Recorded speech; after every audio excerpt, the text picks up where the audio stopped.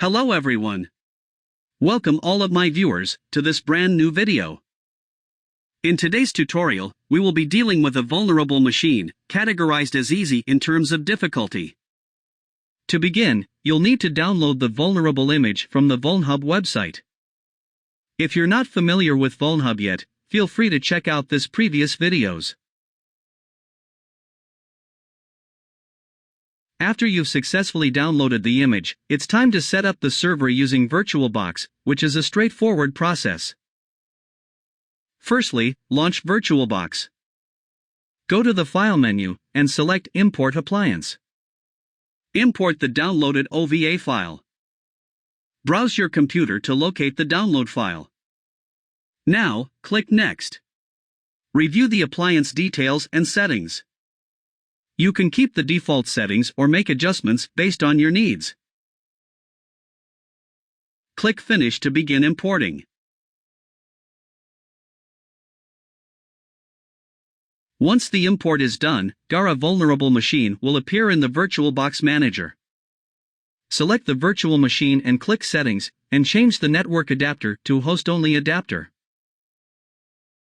Make sure that both your Kali Linux machine, which is used for performing attacks, and your vulnerable machine must be connected to the same network. Once the setup is done, it's time to start the virtual machines. You'll notice that our vulnerable machine is all set, and we now have a login prompt waiting for us. Let's dive into the fun. Enumeration. Enumeration is the first step of our attack, aimed at identifying the IP address of our target machine using netdiscover. To do this, open a terminal and run netdiscover-i and then specify the network interface name, which is ETH1.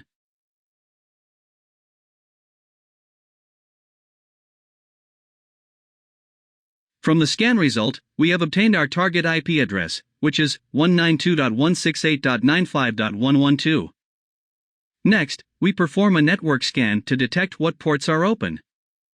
Scanning the network is an essential part of the enumeration process. This allows us to understand the attack surface and plan targeted attacks. For this purpose, we'll use the popular Nmap tool. Use Nmap-A and specify the IP address. Where -A determines the target's OS, identifies service versions on open ports, and runs predefined scripts for advanced scanning tasks. Use it with caution and proper authorization. From the network scanning, we have spotted two open ports. The port 22 TCP running an SSH service, indicating that with valid credentials, gaining login access to the server will be straightforward, and port 80 TCP running an HTTP service, suggesting a vulnerable website is being hosted. Now, let's explore the content of the website running on port 80. To look at the contents ourselves, open a web browser of your choice, and navigate to the target's IP address in the URL bar at the top of the window. Upon visiting the web page, we noticed it only contains an image, there are no significant contents.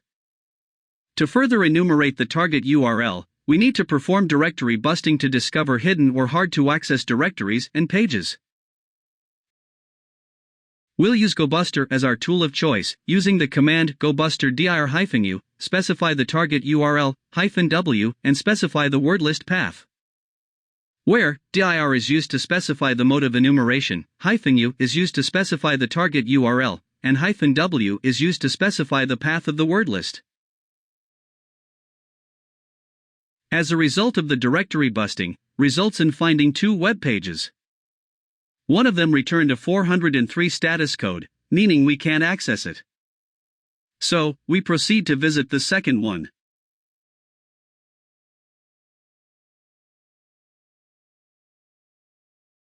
Although the cryoserver web page seems blank at first, but upon scrolling down, we discovered 3 lines of words. Let's examine each one individually to check for any useful information.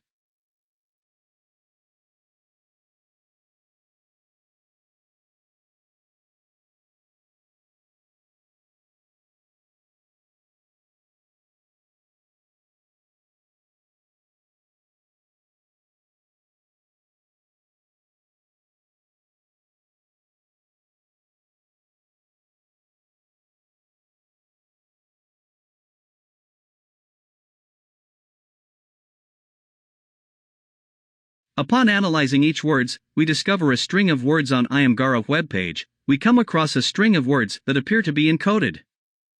Now, let's try to decode it using CyberChef.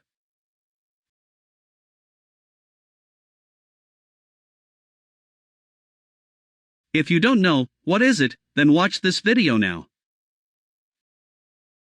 Firstly, paste the encoded word in the input section.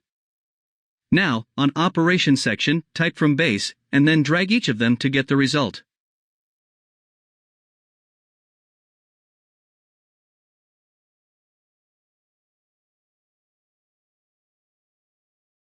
Upon attempting to decode the encoded text using CyberChef, we have successfully deciphered the text, which read, Gaara is my name.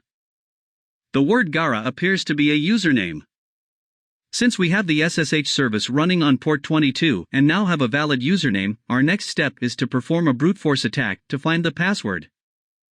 We'll use Hydra for this, along with the rocku.txt word list. Type Hydra-l and then specify the username, that is, Gaara-P, and load several passwords from the specified word list.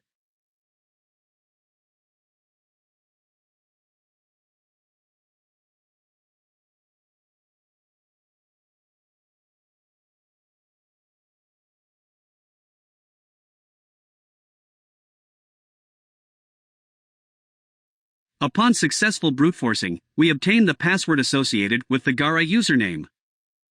Now, we have a valid username and its corresponding password. We can use an SSH client tool to log into the server, giving us a foothold to proceed further with our attack. Foothold. Now that we have a valid username and password, we can establish a foothold on the server by logging in via an SSH client tool. Now, type SSH followed by the username and the host IP address of the server. Upon clicking enter, the SSH client will attempt to connect to the SSH server. If the username is valid, it will prompt us to input the password for that username. Type yes to proceed without host authenticity confirmation. Now, we have to input the password for the username. Now, we have successfully gained a foothold on the server. The next objective is to find the user flag. Execute the ls command to list files and directories. Once located, use the cat command followed by the user flag file name to view its content. As you can see, we have successfully obtained the user flag. Now, our main focus now is to acquire the root flag. Upon navigating to root directory to obtain the root flag, we need root permission. It appears to be like that, we lack the necessary permissions to access the root directory. Therefore, let's proceed with privilege escalation to elevate our privileges and gain access to the root flag. Privilege escalation. During privilege escalation, the first step is to gather information about the system and identify potential vulnerabilities or misconfigurations that could allow us to elevate our privileges to gain access to the root level. Firstly, enumerate user permissions to check the user's privileges and rights on the system. This can be done by running commands like sudo-l or id to see what commands the current user can run with elevated privileges. Let me run the id command to find out the user and group names, and numeric IDs like UID, or group ID of the current user or any other user on the server. Upon running the ID command, we have discovered that both the UID and group belong to the user Gaara. Now, let's determine the rights and privileges of the current user by executing the sudo-l command. On execution, we have find out that the user, Gaara, not have any sudo privilege.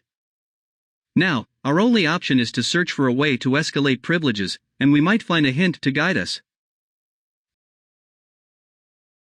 After realizing that there is another text file in the same directory, I believe this could be a clue left by the creator. Let's investigate it further. Inside this file, there is an encoded text. Let's use CyberChef to decode it.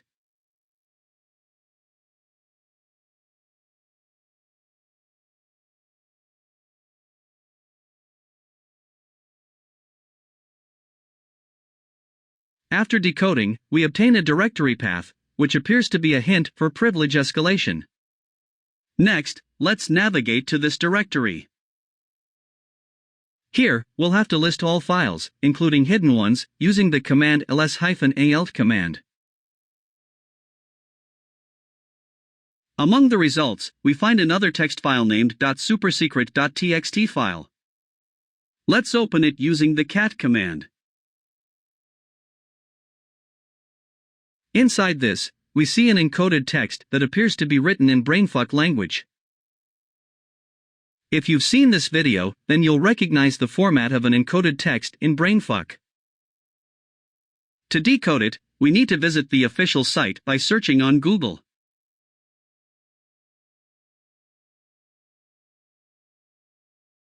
Once there, we can paste the text and execute the decoding process.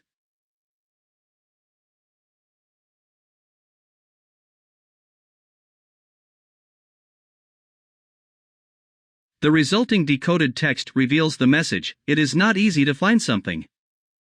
Try harder." Now, our best option is to use linps. As mentioned earlier, linps is a powerful tool used to extract various information, including SUID binaries, vulnerabilities, and more, which can aid in privilege escalation. To get started, you need to download linps from its GitHub repository.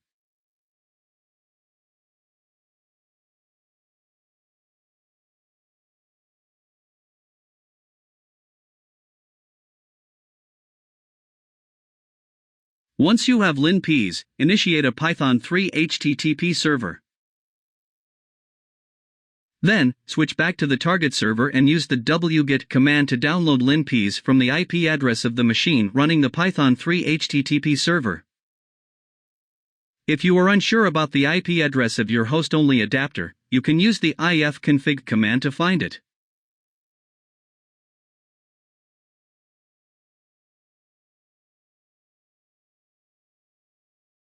After successfully downloading linps on the attack server, we can use the ls-alt command to check if the file exists. However, upon running the command, we encounter a permission error. This indicates that the linps.sh file does not have the necessary execution permissions. To resolve this, we need to give the execution permission to the linps.sh file.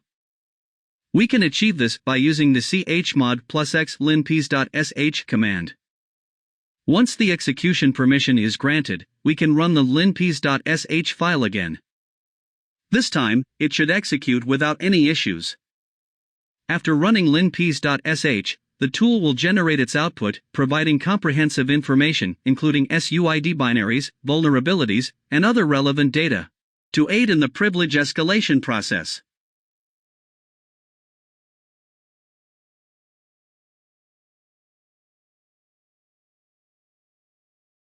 Upon analyzing the linps output, I discovered that the server is vulnerable to SUID check, which allows for easy privilege escalation, exploitation, and write permissions. I noticed that the GDB file has root permission, presenting an opportunity to gain root privileges.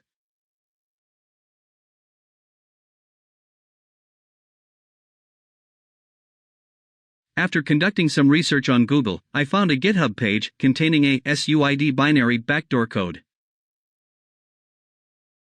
I copied this code and pasted it on the attack server.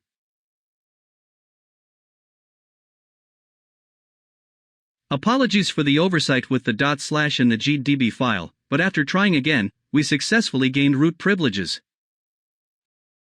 You can verify this by running the whoami command, which should now show us as the root user. To access the root flag, we'll need to navigate to the root directory. Use ls to check if the root.txt file exists. Upon finding it, use the cat command to view its content.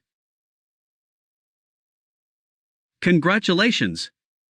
We've successfully completed this CTF challenge. If you have any doubts or questions about this video, feel free to write them in the comment section.